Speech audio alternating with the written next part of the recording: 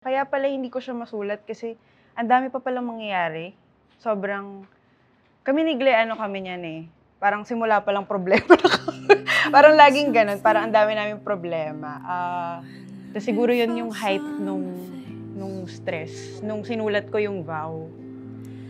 Na dun ko na-realize na grabe, siya lang pala yung tao talaga na nakakaintindi sa'kin.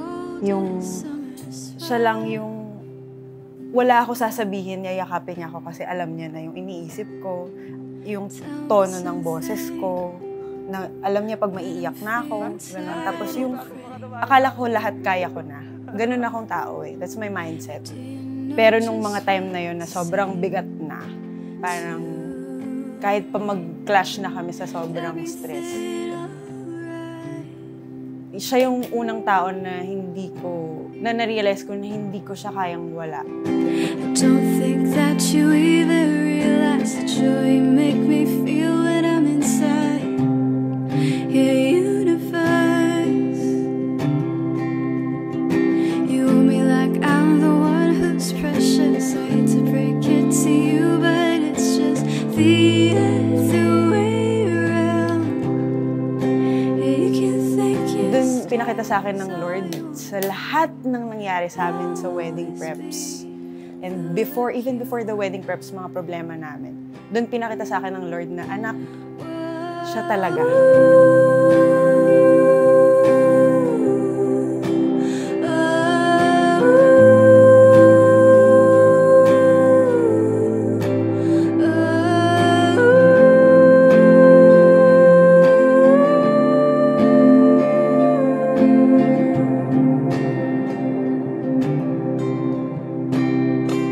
Nakilala kita noong panahon ko.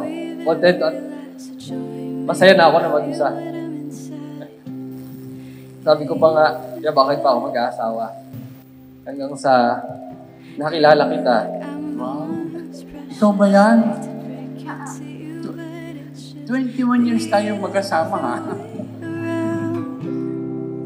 You can thank your stars all you want, but I'll always be the lucky one. The first time I saw you, hindi ako sure kung kinilig ba ako o kinabahan ako.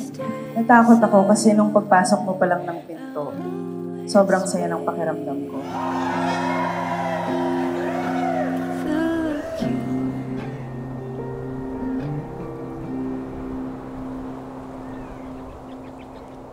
Tropa ni Kat eh, kaya mga parang malulungkot para sa akin.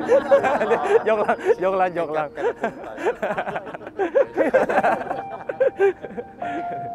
Pinapangako ko na ako'y magiging mabuting asawa. Palagi pa rin ako naririto para makinig sa'yo. Aalagaan kita kahit na nagtataray ka. Sasabayan ka kumanta kahit na nawawala ako sa tono. Yayakapin ka para maramdaman mo na hindi ka nag-iisa.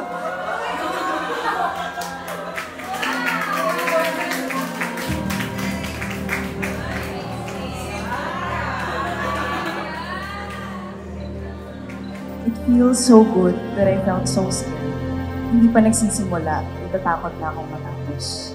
When I'm with you, I find myself happy.